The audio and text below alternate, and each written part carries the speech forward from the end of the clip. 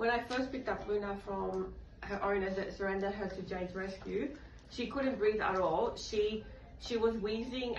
She was basically making a choking sound and having difficult breathings. And the biggest difference that I've noticed, a tiny little run to kind of exhaust herself will, she just couldn't breathe at all. She kind of was just choking back on her.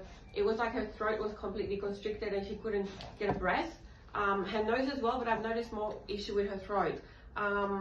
She couldn't even eat very well. I had to cut her lip because she was getting so excited when she was eating that she would make herself almost vomit with the way she couldn't even swallow properly. So it was really impacting her quality of life in a really big way, you know. She wanted to play, but she couldn't because she's still fairly active. She's 4. She wanted to play with toys, but she just couldn't, and she knew. And the only way I could make her breathe properly is to crate her so she can be calm. So she really couldn't do anything, really.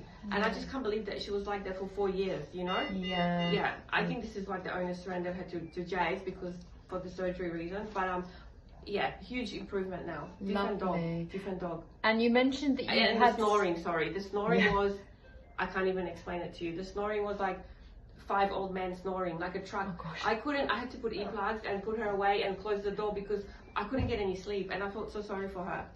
Yeah. Lovely. And you've looked after some dogs as well that have had the traditional BOAS surgery. What did you notice in the difference in recovery after Sam did the minimally invasive surgery? I've noticed that, yes, okay, Luna. 2 days later, she was back to normal. She was running around, and I was expecting like a really hard recovery. Like the first day, she was just very drowsy from the surgery, and I gave her the sedation stuff to make her calm down a little bit.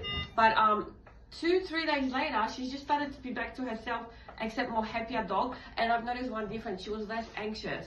So it's because she could breathe and she was just calmer. And I've spoken to Dr. Sam, and he said it's because it's like you can't catch a breath, so you're going to be anxious. And I've noticed a huge. Oh, Luna, come here. She wants to go with Bunny. You can go soon. You can go soon. I know. I've noticed that she could just be much more calmer, and she could she started to play. So the thing that I've noticed is she's just playing with Bernie, she's playing with her toys. We go on normal walks now, so we can walk, and I take her off leash and she does her little zoomies, and she's normal, back to normal. Like she's a different dog. Lovely. So the recovery's been really quick. Really quick she's recovery. Doing amazing. Yep. I was able to even give her medicine, which I thought would be a bit tricky because she was on probably 5 different tablets straight after the surgery. But you know, her throat was a bit sore, but I put her little tablets in a little bit of ham and slid it in her throat, and I was able to do that as well. Perfect. Yeah, so she's a good girl.